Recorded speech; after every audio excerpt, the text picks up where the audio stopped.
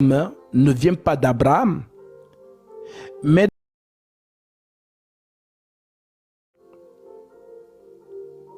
alors, Abraham répondit à mon fils, Dieu lui-même se pourvoira de l'agneau pour l'Holocauste.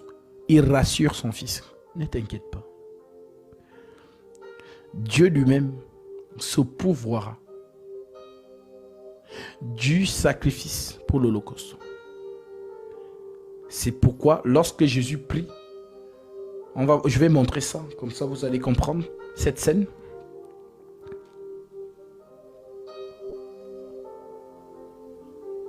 Je suis ici dans Luc 22. Nous prenons en partie verset 39. L'Écriture déclare: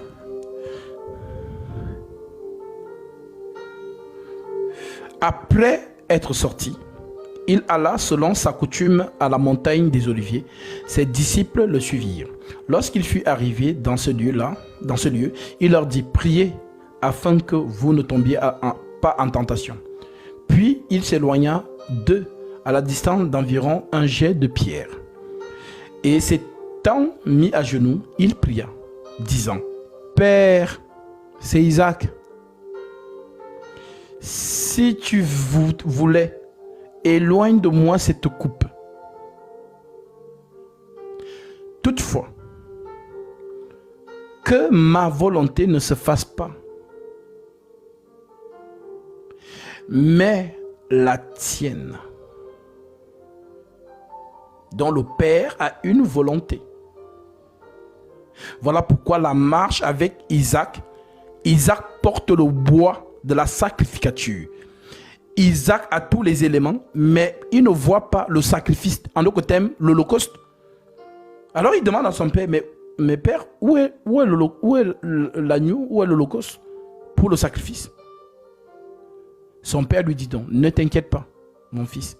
Dieu lui-même se pourvoira de l'Holocauste. Alors, c'est ça que Jésus réalise ici. Dans le mouvement prophétique de Genèse 22, c'est ce que Jésus réalise ici. La loi, les psaumes et les prophètes n'ont parlé que de moi.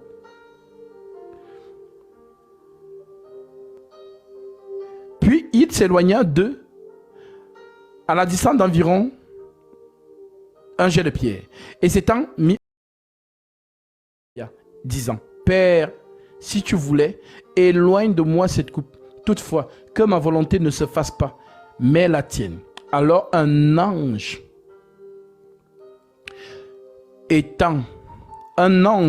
lui apparut du ciel pour le fortifier. Donc l'ange qui apparaît du ciel pour le fortifier, les aigles, vous avez vu? Cet ange, c'est le souverain sacrificateur qui doit égorger Isaac. C'est Gabriel. Voilà pourquoi l'étoile et l'enfant doivent devenir un. Voilà pourquoi Gabriel a tout fait pour protéger l'enfant afin qu'il attende 30 ans. Car Satan ne voulait pas que l'enfant atteigne 30 ans. Voilà pourquoi il ordonne qu'on tue tous les enfants de 0 à 2 ans et plus. Mais l'enfant va fuir en Égypte. L'enfant va revenir en Israël et il va grandir. Voilà pourquoi vous n'entendez pas parler de Jésus à 16 ans, à 20 ans, à 23 ans, à 25 ans. Mais il surgit au Jourdain à 30 ans. 30 ans, pourquoi? Parce que c'est l'âge du sacerdoce. C'est la loi. Le Lévi commencera la sacrificature à l'âge de 30 ans. Donc lorsque il a 30 ans, l'esprit le dirige au Jourdain. Pourquoi? Parce que l'étoile doit entrer dans sa maison. Jésus, c'est le temple.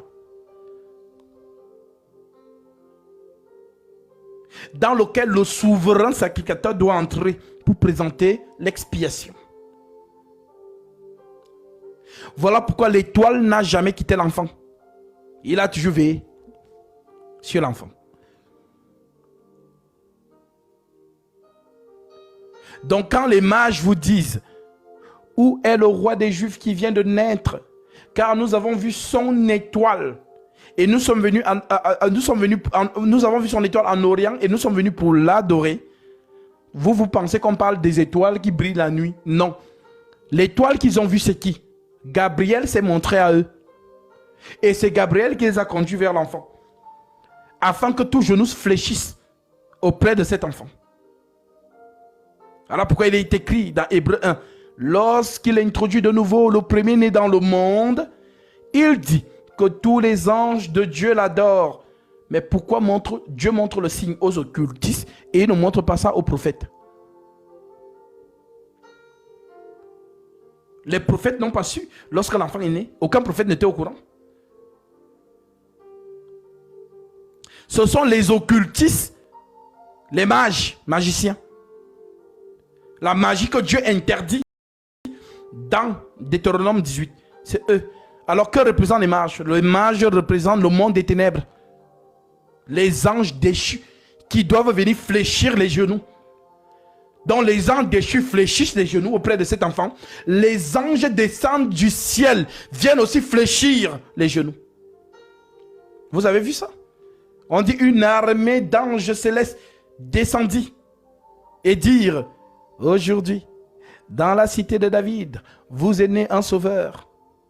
Les bergers aussi viennent aussi, ils se mettent à genoux. Ils se prosternent. Toute créature, les animaux, ils sont là. Ils doivent aussi se prosterner. Car le roi des rois est sur terre. Alors, l'étoile est là. Il observe la scène. L'enfant donc grandit et il y a 30 ans, il dirige au Jourdain. Et une fois au Jourdain, dès que Jean-Baptiste le voit, il dit, voici l'agneau. En d'autres termes, voici le sang. Voici Isaac. Voici le sacrifice qui ôte le péché du monde. Alors, il prend le sacrifice, le met dans l'eau. Lorsqu'il ressort de l'eau, le ciel s'ouvre et qui descend l'étoile. Je vis l'esprit descendre sur lui comme une colombe, dont l'esprit vient donc habiter dans la maison. Alors Paul voit ça, il dit, en lui habita corporellement toute la plénitude de la divinité. C'est l'étoile. C'est l'étoile, la divinité. L'étoile vient donc entrer dans sa maison. Dieu n'habite pas dans des temples faits de main d'homme. Le temple de Dieu, c'est un homme. C'est lui-même qui a façonné sa maison. Alors, la volonté dont le Seigneur déclare ici, disant, Père, si tu voulais, éloigne de moi cette coupe. Toutefois, que ma volonté ne se fasse pas, mais la tienne. Alors, quelle volonté? La volonté que Paul écrit dans Hébreux. Voilà. On a beaucoup de choses à voir. Le Seigneur nous donnera le temps. Nous allons vous illustrer toutes ces choses. Hébreux 10. Paul nous explique. Écoutez ce qu'il nous dit.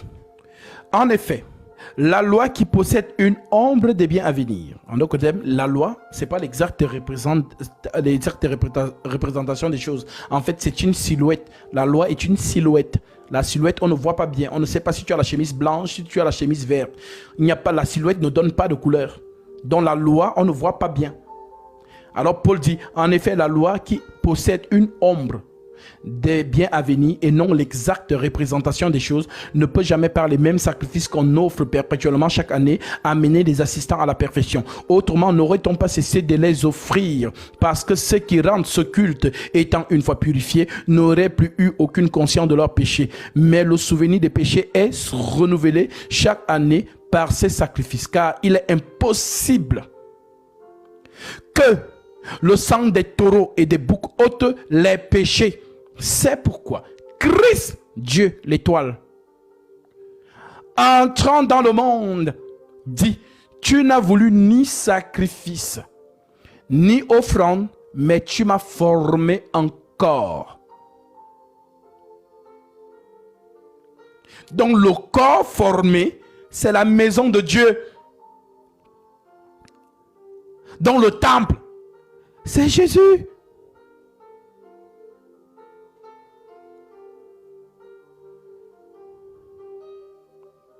Tu n'as voulu ni sacrifice, ni offrande, mais tu m'as formé encore. Tu n'as agréé ni holocauste, ni sacrifice pour le péché. Alors j'ai dit, voici, je viens dans le rouleau du livre.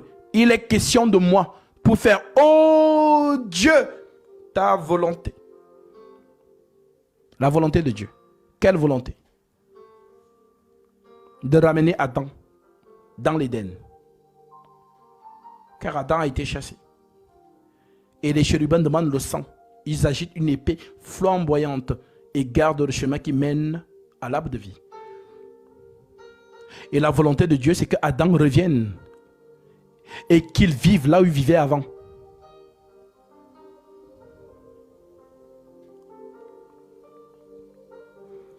Les chérubins sont là. Ils agitent l'épée. Le sang, le sang, le sang. Il n'y a qu'un sang pur qui peut ouvrir le chemin.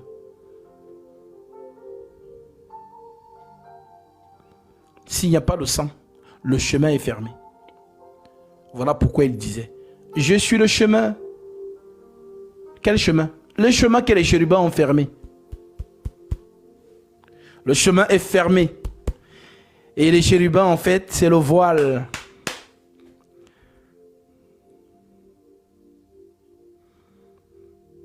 Donc, on va arriver petit à petit avec... On finit d'abord avec Abraham. Après, on va attaquer la sacrificature du sacerdoce lévitique.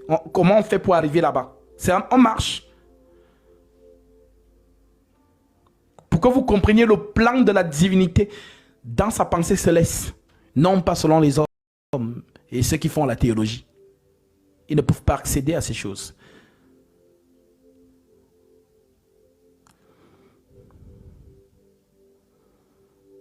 Alors,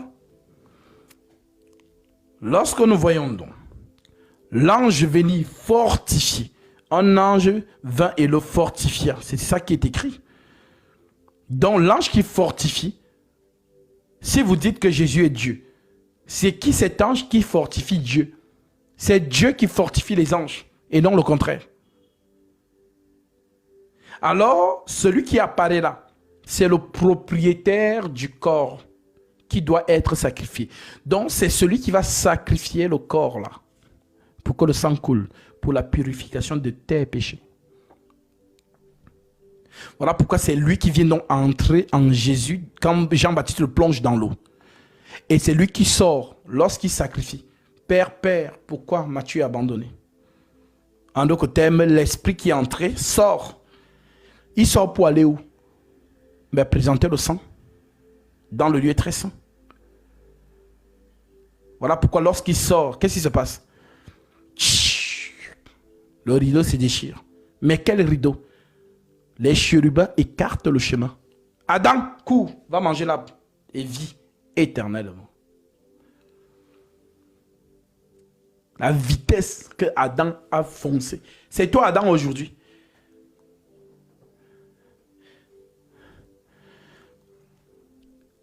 Donc, par le sang du Christ, il te donne accès à la vie. Alors, pour entrer dans cette vie, il t'a donné le processus. Celui qui croira et qui sera baptisé sera sauvé.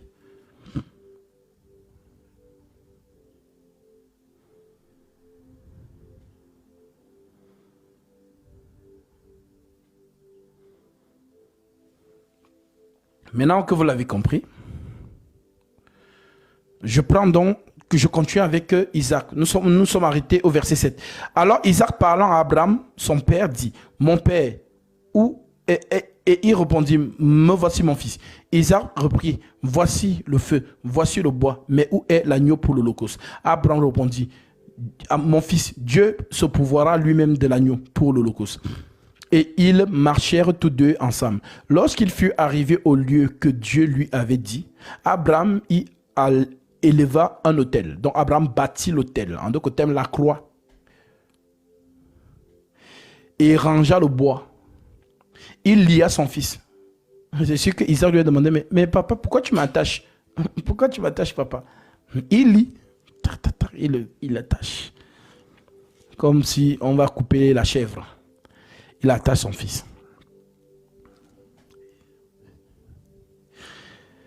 Il rangea le bois et il lia son fils Isaac et le mit sur l'autel.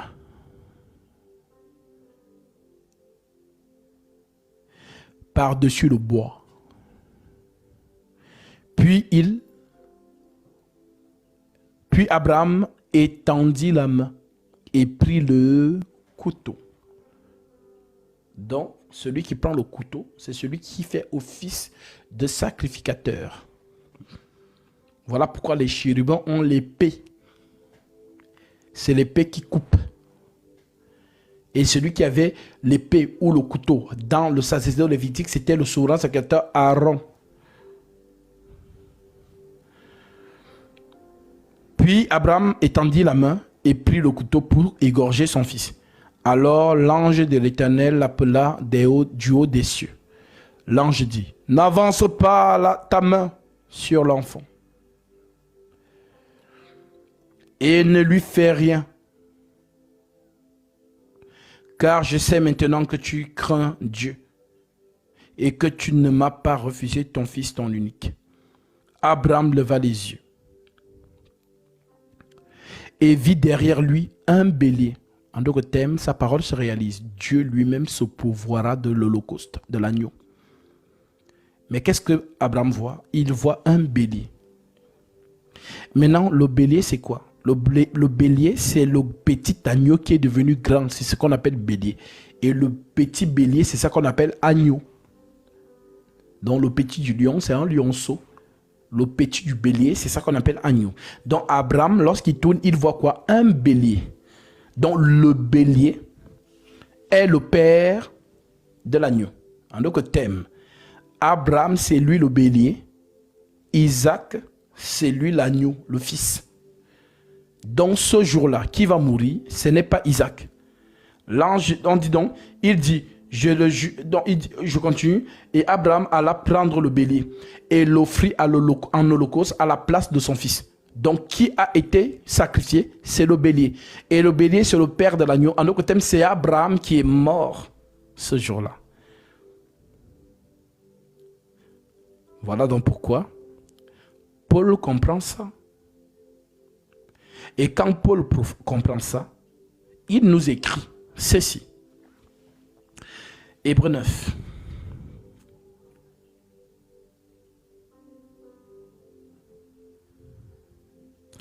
Verset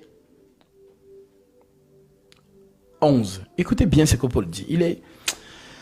Ah, que Dieu le bénisse là où il est. Paul dit, mais Christ. Il ne dit pas, mais Jésus. Il dit, mais Christ. Christ, c'est qui? Selon Romains 9, verset 2 à 5. Le Dieu tout-puissant, au-dessus de toutes choses. Christ, c'est lui. Maintenant, il dit, mais Christ est venu. Donc, mais Dieu est venu comme souverain sacrificateur des biens à venir. Il a traversé le tabernacle plus grand et plus parfait, qui n'est pas conçu de main d'homme, c'est-à-dire qui n'est pas de cette création. Donc, il dit que Christ a traversé le tabernacle.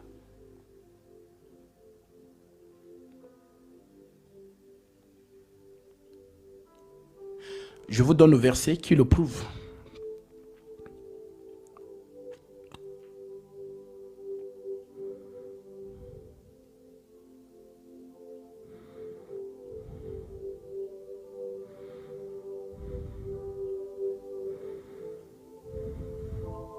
L'Écriture dit, Hébreux 10, 20. Ah, Paul, vraiment, tu t'es inspiré. Je prends à partir Hébreux 10, je prends à partir du verset 19. Ainsi donc, frères, puisque nous avons au moyen du sang de Jésus une libre entrée dans le sanctuaire par la route nouvelle et vivante qu'il a inaugurée pour nous au travers du voile, c'est-à-dire de sa chair. Donc le voile, c'est la chair de Jésus, c'est lui le ciel. le sanctuaire. Le lieu très saint. Dans le voile là, on dit que Christ est donc passé. Donc Jésus, c'est le sanctuaire, la maison de Dieu. Ah, si vous comprenez, gloire à Dieu. Si vous ne comprenez pas, vraiment, que Dieu vous fasse grâce pour comprendre. Je reprends. Ainsi donc, frères, puisque nous avons au moyen du sang de Jésus une libre entrée dans le sanctuaire, par la route nouvelle et vivante. Une route vivante, pas une route morte. C'est-à-dire c'est une route vivante, ça veut dire que c'est un homme.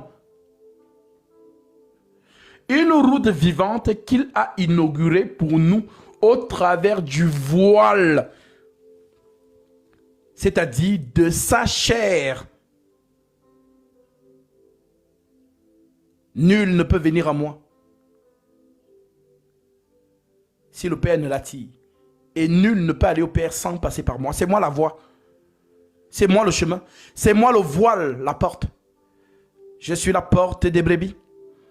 Celui qui entre par moi trouvera des vers pâturages.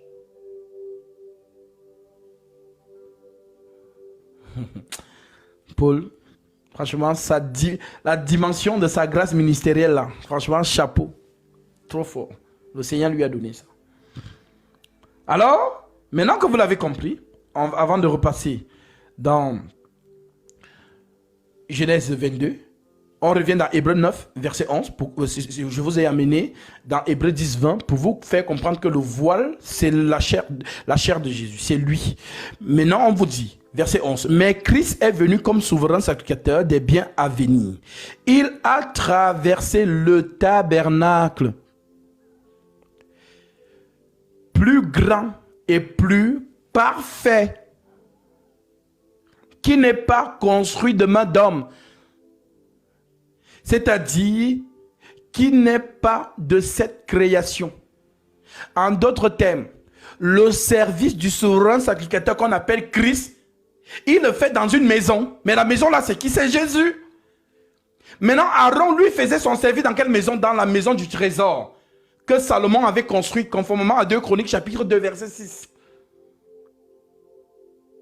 Là où il y avait le parvis, le lieu saint, le lieu très saint. C'était là que le souverain sacrificateur officiait. Maintenant, le souverain sacrificateur qu'on appelle Christ, lui va officier où? Dans le temple divin. Jésus. Ah, incroyable.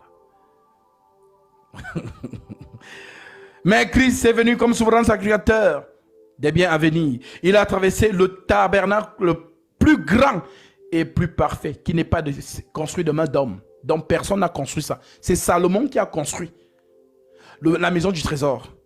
Mais Jésus, ce n'est pas un homme. En d'autres termes, ce n'est pas un sperme humain qui a fécondé Marie. Jésus ressemblait à un homme, mais son corps n'était pas le même corps que nous, et toi et moi.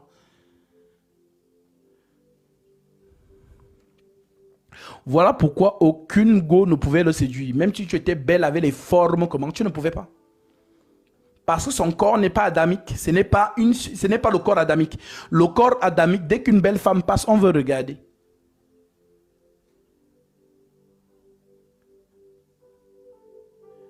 L'homme qui te dit qu'il ne regarde pas, c'est un menteur.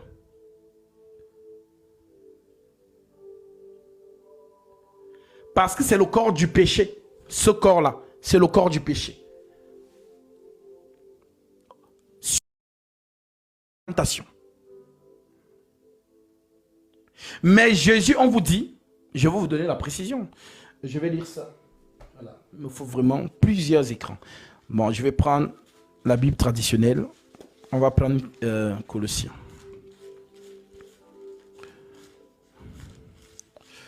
Alors, Philippiens. Voilà, c'est ça. Avec la Bible en papier, je perds beaucoup de temps à chercher le verset.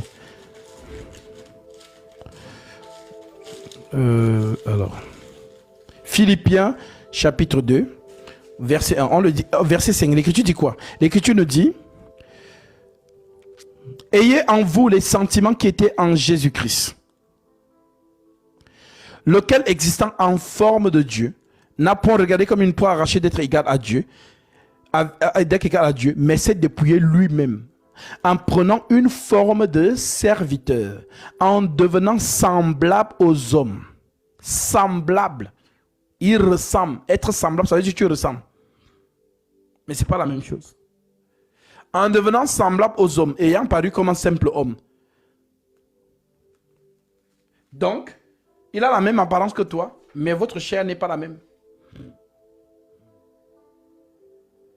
Parce que sa chair à lui n'est pas d'Adam. Toi et moi, nous sommes d'Adam. Nous sommes la postérité d'Adam. Mais lui, il est céleste. Adam est terrestre. C'est ce que Paul t'a enseigné dans 1 Corinthiens chapitre 15. Que je vais lire. Pour que tu comprennes ce que Paul t'explique là-bas par le Saint-Esprit. Vraiment, c'est merveilleux. Que Dieu bénisse Paul là où il est. 1 Corinthiens 15. Je prends à partir du verset 50. L'Écriture dit...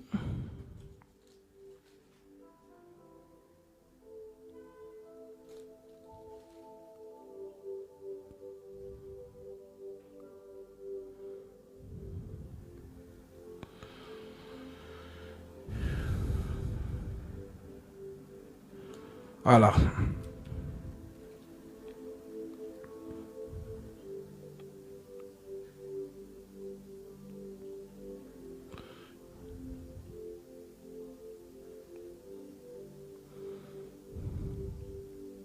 Oui, je prends ça. Colossiens chapitre 15, verset, je prends mon prénom, à partir du verset 39 pour la meilleure compréhension de tous. C'est ce que Paul vous explique. Paul vous dit, excusez-moi, vu que Laetitia n'est plus là, je vais...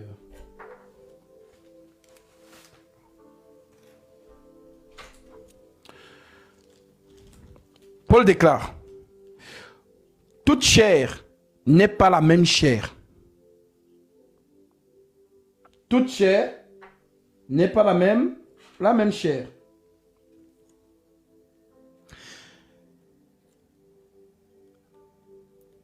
Autre est la chair des hommes. Autre celle des quadrupèdes. Autre celle des oiseaux. Autre celle des poissons. Il y a aussi des corps célestes et des corps terrestres. Mais autre est l'éclat du corps céleste et autre celui des corps terrestres. Autre est l'éclat du soleil, autre l'éclat de la lune et autre l'éclat des étoiles. Même une étoile diffère en éclat d'une autre étoile. Ainsi en est-il de la résurrection des morts. Le corps est sémé corruptible, il ressuscite incorruptible. Il est sémé méprisable, il ressuscite glorieux. Il est sémé infirme, il ressuscite plein de force. Il est sémé corps animal, il ressuscite corps spirituel. Il y a un corps animal, il y a un corps spirituel. C'est pourquoi il est écrit, le premier homme, Adam, devint une âme vivante. Le dernier, Adam, est devenu un esprit vivifiant. Donc, l'esprit vivifiant, là, c'est celui qui donne la vie éternelle. Mais ce qui est spirituel n'est pas le premier. C'est ce qui est animal. Ce qui est spirituel vient ensuite. Le premier homme tiré de la terre est terrestre. Le second homme est le Seigneur du ciel.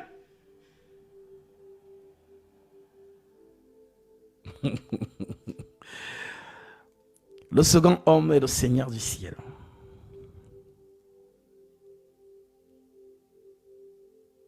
Est-ce que vous comprenez? Tel est le terrestre, tels sont aussi les terrestres. Et tel est le céleste, tels sont aussi les célestes. Et de même que nous avons porté l'image du terrestre, nous porterons aussi l'image du céleste. Ce que je dis, frère, c'est que la chair et le sang ne peuvent hériter du royaume de Dieu et que la corruption n'hérite pas l'incorruptibilité. J'espère que vous l'avez compris. Maintenant que vous avez compris cela, Paul vous dit, il y a un homme terrestre. Et c'est de cet homme terrestre que toi et moi nous sommes sortis. Voilà pourquoi nous avons les faiblesses de la chair. Voilà pourquoi lorsqu'une belle femme passe à côté de toi, tu bagarres pour ne pas regarder. Tu dis, ah non, je ne dois pas regarder, c'est pas bien.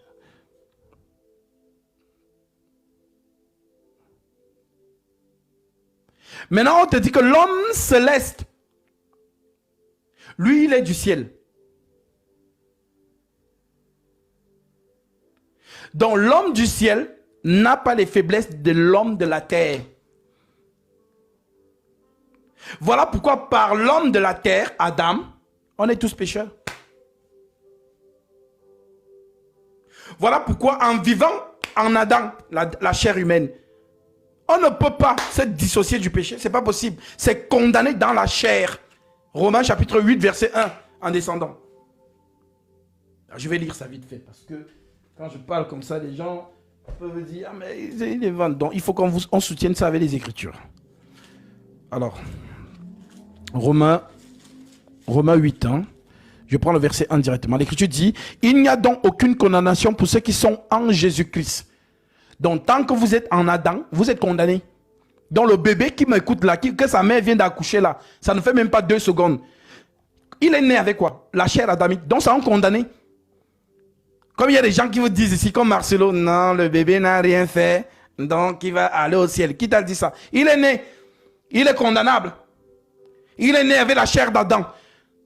Et toute personne qui est née avec la chair d'Adam est pécheur. Donc ne pensez pas qu'on dit que non. On entend que le bébé grandir. Après quand il va commencer à pécher, c'est là où ça compte. Toto spirituel. Le péché c'est la chair adamique. La servitude.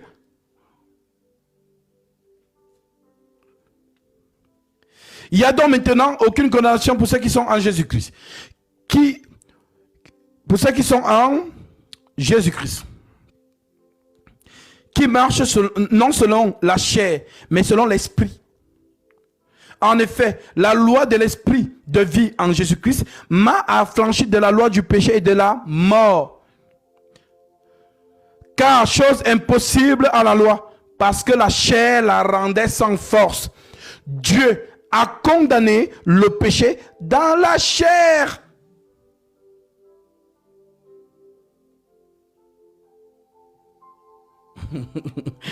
Comment tu vas te dissocier de ça? Maintenant, on te dit au verset suivant.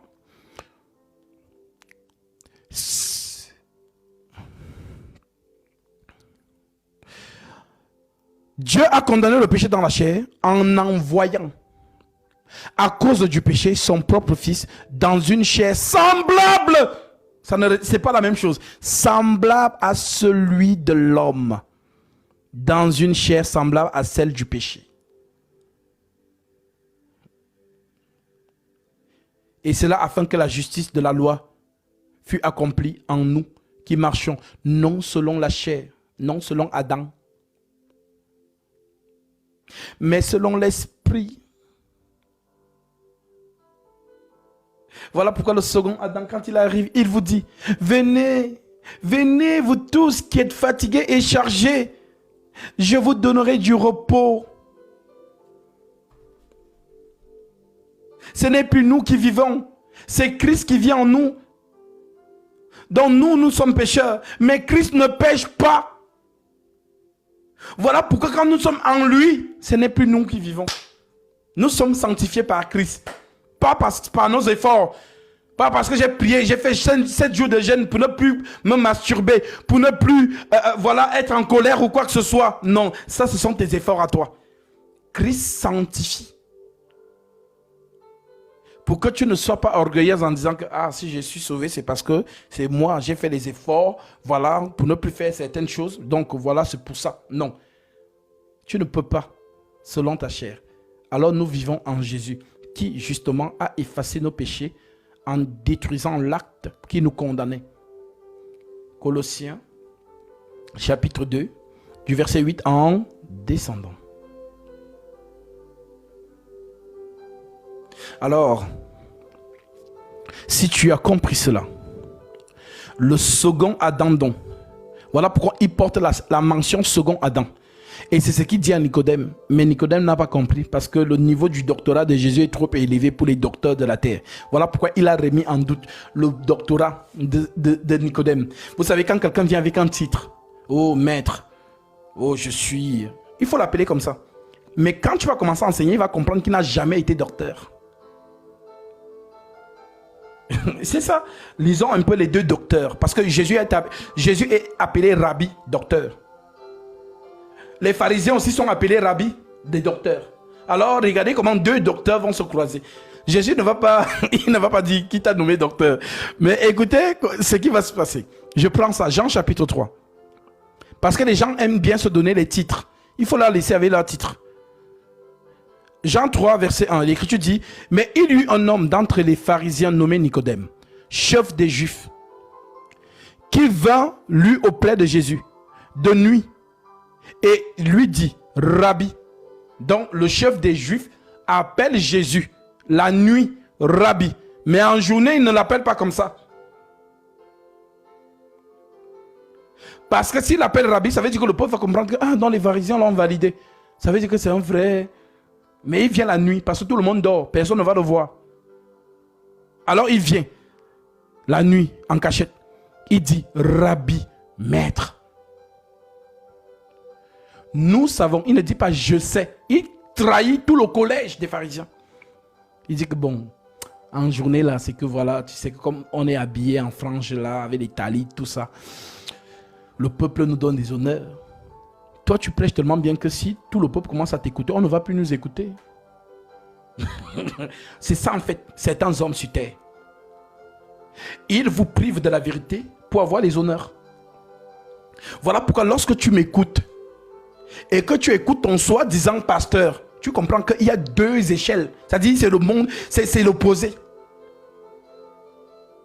Aucun de ces hommes ne peut s'asseoir face de moi par les Écritures, c'est pas possible. Mais ces hommes-là, vous allez les voir, ils sont en faux profil, ils sont là, ils écoutent. Mais ils ont des gens apparemment qui les enseignent. Mais quand ils viennent ici, ils découvrent que le niveau est élevé. Ce que j'ai enseigné là-bas, il est en train de tout corriger ça. Non, si les gens que j'enseigne écoutent ça, ils vont tous le suivre. Donc, il va bloquer. Mais celui qui a le souci de la vérité, qu'est-ce qu'il va se dire? Ce qu'il enseigne là est fort. Ce que j'ai enseigné aux autres là, non, ce n'est pas ça. Je n'ai pas le ministère. Viens, homme de Dieu, s'il te plaît. J'ai enseigné des choses qui sont peut-être fausses. Viens nettoyer tout ça. Parce que je ne veux pas qu'une âme se perde à cause de moi. Car l'Écriture dit, si un aveugle suit un autre aveugle, les deux tomberont dans la fosse. Alors cette personne ne mettra pas en avant ses honneurs. Mais au contraire, il aura le désir que, nettoie le mensonge que j'ai enseigné. Et voilà. Donc, les disciples, lorsqu'ils vont écouter, ils vont te suivre. Alors, certains hommes font la barrière parce qu'ils reçoivent de ces gens des dîmes, des offrandes, des choses ainsi. Donc, c'est ce qu'ils veulent protéger. Ils n'ont rien à faire des âmes de ces gens. Eux, ils veulent leurs honneurs. Et c'est ce que les pharisiens ne voulaient pas avec le peuple. Ça veut dire qu'ils avaient peur de reconnaître Jésus publiquement pour que le peuple continue à les suivre eux, les pharisiens. Voilà pourquoi je lui dis qu'ils aiment apporter des grandes franges et avoir des premières places dans les festins. Et les honneurs des hommes. Homme de Dieu. Alors Nicodème dit à la nuit, Rabbi, nous savons que tu es un docteur venu de Dieu. Car personne ne peut faire ces miracles que tu fais si Dieu n'est pas avec lui. Jésus lui répondit, en vérité, je te le dis, Si un homme ne naît de nouveau, il ne peut voir le royaume de Dieu. Mais qu'est-ce que Jésus veut lui dire par là? Il est en train de lui dire que arrête de me marmailler. Tu veux entrer dans le royaume des cieux. Mais si tu ne nais de nouveau, tu ne pourras pas entrer.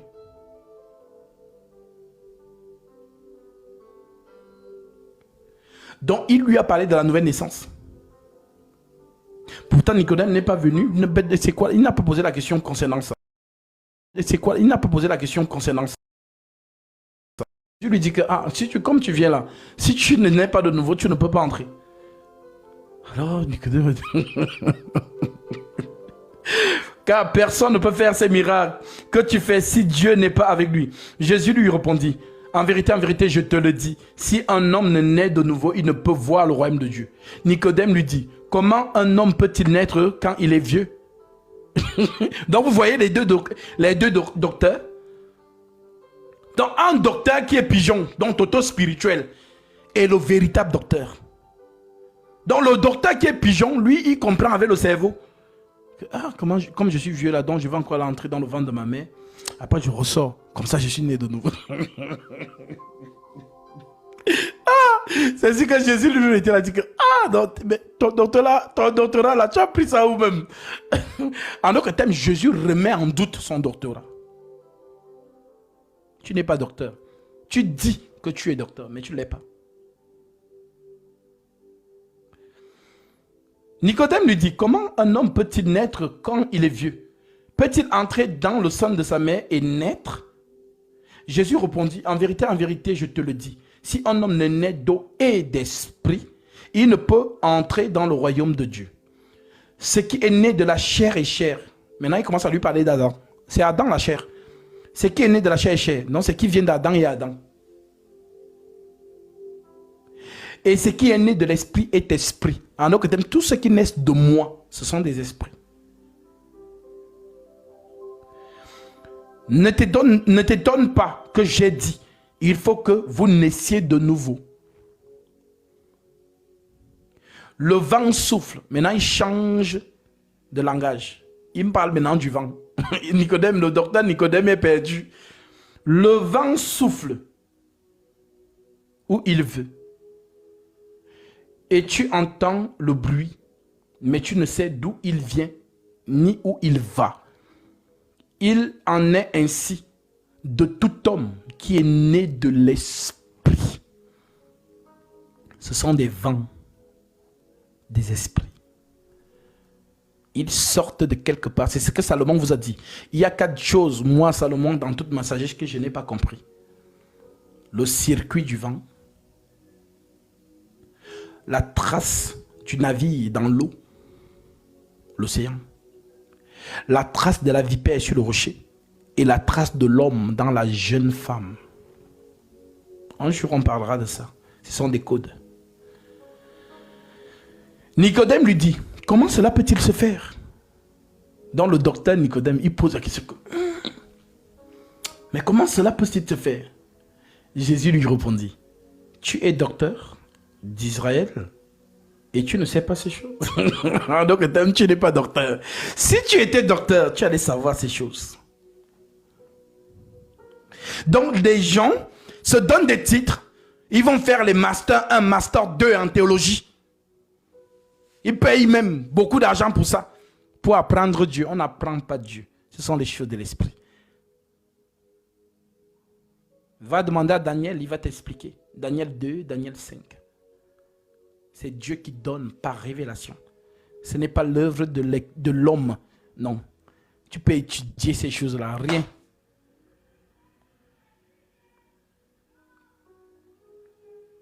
Voilà pourquoi on ne force pas. Je n'ai pas fait la théologie. Je ne sais même pas ce que c'est.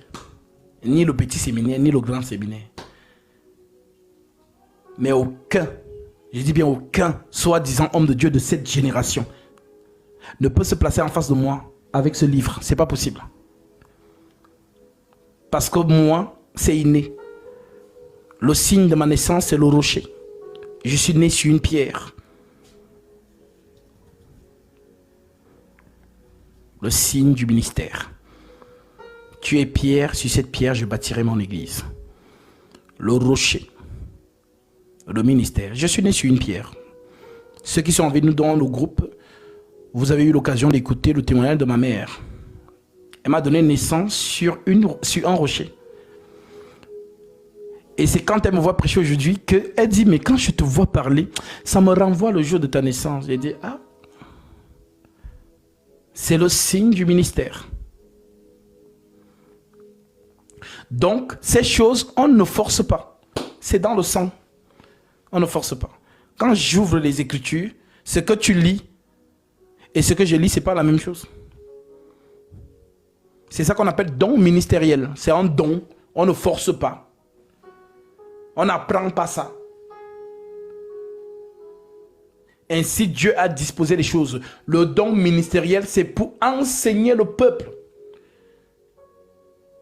Voilà pourquoi Jésus pouvait dire dans Luc 21, 15 à Luc chapitre 21, verset 15, « Je vous donnerai une bouche et une sagesse à laquelle tous vos adversaires ne pourront résister et contredire. » La bouche, c'est l'esprit. C'est le ministère. Et si tu corrèles cela avec Malachie chapitre 2 verset 7 que je vais te lire. Je vais prendre ça directement avec le livre, la Bible en papier.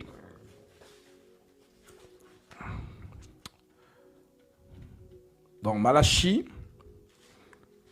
7. Malachie chapitre 2 verset 7. L'Écriture dit quoi? L'Écriture dit, car les lèvres du sacrificateur doivent garder la science. Et c'est à sa bouche qu'on demande la loi.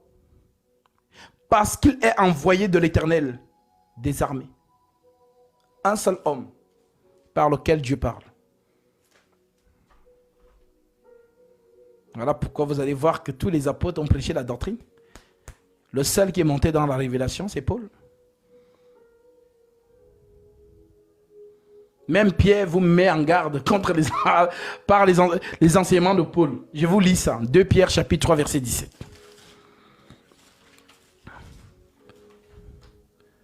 Allons voir ça.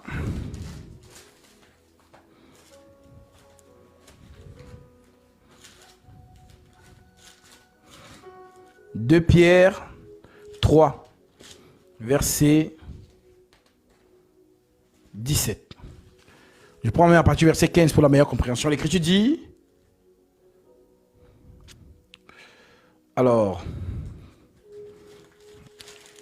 excusez-moi, 2 Pierre, oui, 2 Pierre 3, 17. L'Écriture dit, je prends à partir du verset 15. L'Écriture dit, croyez que la patience de notre Seigneur Jésus-Christ est votre salut. Comme notre bien-aimé frère Paul vous l'a aussi écrit selon la sagesse qui lui a été donnée. C'est ce qu'il fait dans toutes les lettres où il parle de ces choses dans lesquelles il y a des points difficiles à comprendre, dont les personnes ignorantes et mal affermies tordent le sens comme celui des autres écritures pour leur propre ruine. Vous donc, bien-aimés, qui êtes avertis, mettez-vous sur vos gardes, de peur qu'entraînés par l'égarement des impies, vous ne veniez à déchoir de votre fermeté. Donc Paul vous dit que, Pierre vous dit que l'enseignement de Paul, c'est un autre niveau. Quand les gens lisent les lettres de Paul, ils tordent l'essence des Écritures. Ils ne comprennent pas. Tout ça pourquoi? Parce que celui qui a le même don que Paul, c'est celui qui peut comprendre la plume de Paul.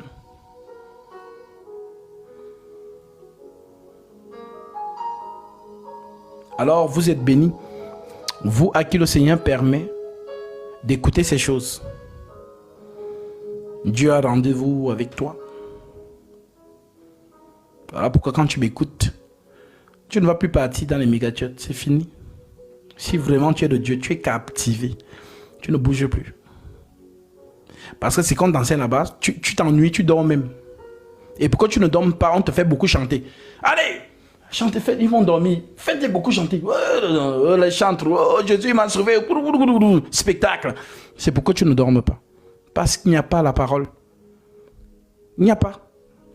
Voilà pourquoi ils sont Dieu. Faya, Faya, Dieu me dit, il y a une femme ici qui a un soutien rouge. C'est pourquoi tu ne dormes pas. Il n'a rien à prêcher. Il n'y a rien. Donc il faut que, voilà, ils te tiennent là pendant 5 heures. Avec le spectacle, avec les prophéties. Oh, avec, oh, vous allez tomber. Faya, Faya, non. C'est le théâtre. Il n'a rien à te prêcher. Il faut bien qu'ils te maintiennent par quelque chose. D'autres, la technique, c'est, ça devient le coaching. Oh, si tu veux devenir riche, il y a 7 techniques, 7 lois divines.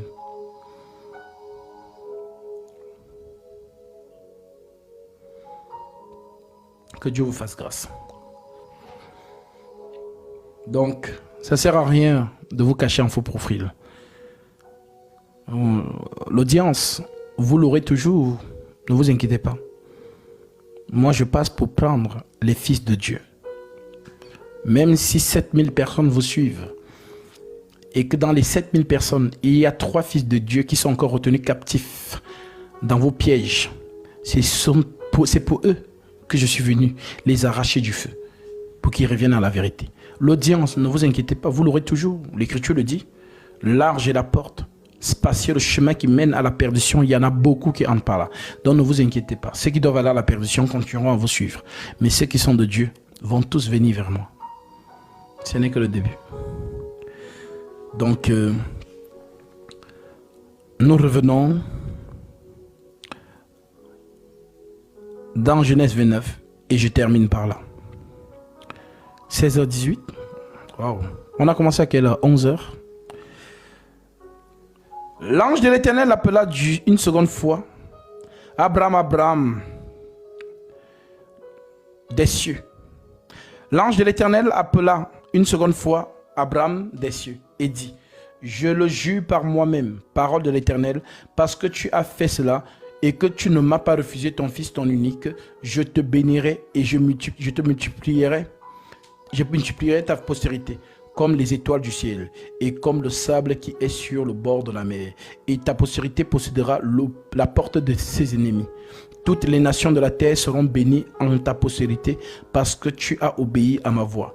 Abraham étant retourné vers ses serviteurs, ils se levèrent et s'en allèrent ensemble à Beersheba, car Abraham demeura à Beersheba. Donc vous voyez ici que voilà ce sacrifice. Ce jour-là, ce n'est pas Abraham ce n'est pas Isaac qui est sacrifié, c'est plutôt le bélier. Et le bélier, c'est le père de l'agneau. Donc en gros, Abraham, c'est lui le bélier, c'est lui qui meurt. Et lorsqu'il meurt, il y a donc héritage. Tant qu'Abraham ne meurt pas, il n'y a pas d'héritage. Alors Paul comprend ça et vous le dit dans Hébreux chapitre 9 que je vais lire.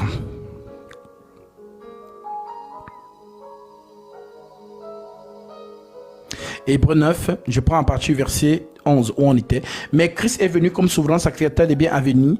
Il a traversé le tabernacle plus grand et plus parfait qui n'est pas construit de main d'homme. C'est-à-dire qu'il n'est pas de cette création. Il est entré une fois pour toutes dans le lieu très saint, non avec le sang des boucs.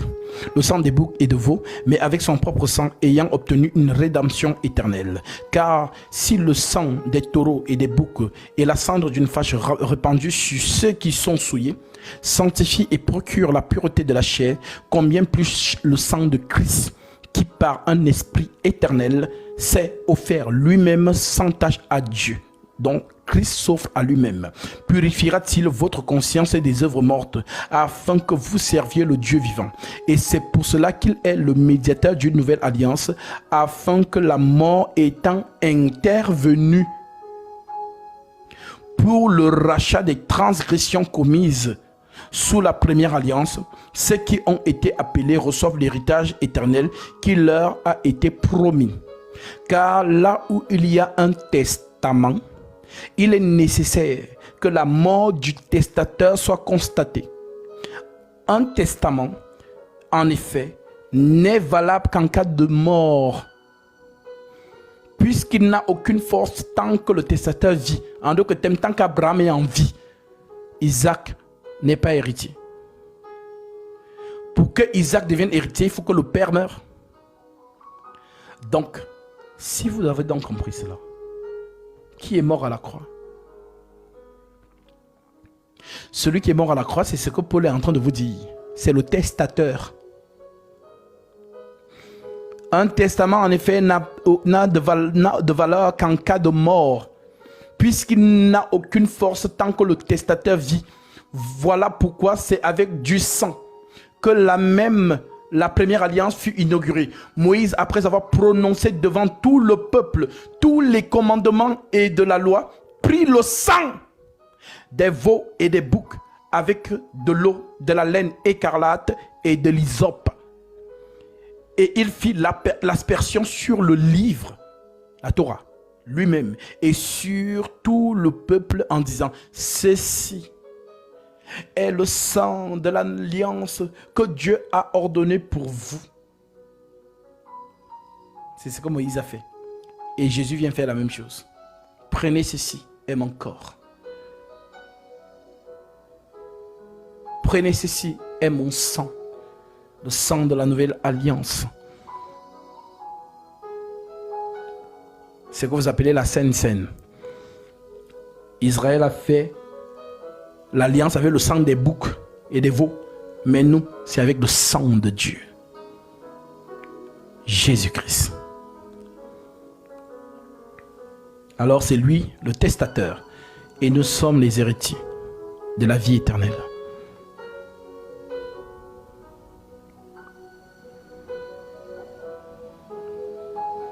Donc, les morceaux d'Adam, nous sommes morts en Adam et nous vivons au second Adam.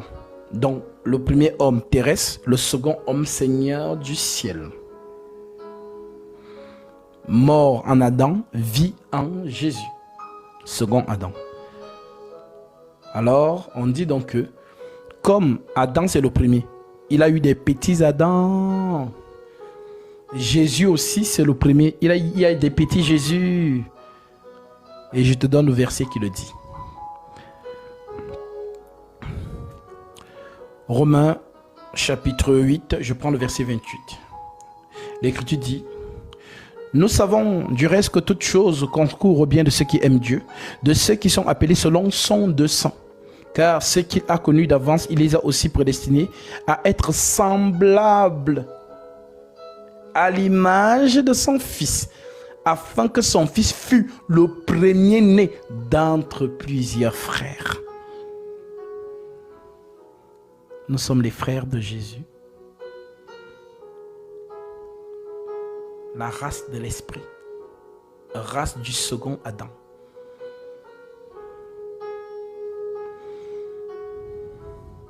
C'est bon? J'espère que le Seigneur vous a parlé. Nous sommes arrêtés dans Genèse 22. Si Dieu nous fait grâce, nous poursuivrons pour vous montrer maintenant où le père Abraham meurt et comment les deux fils, Ismaël et Isaac, viennent enterrer leur père. Et on va finir avec cet homme et nous allons entrer avec l'Exode. Exode, ça veut dire marche. On arrive. Et vous allez comprendre le plan de la divinité. Comment on arrive jusqu'à Jésus. Le sang a fait quoi, le machin. Vous allez comprendre tout ça. Que Dieu vous bénisse. Que Dieu bénisse aussi vous tous qui avez fait des offrandes. Conformément à la parole du Christ.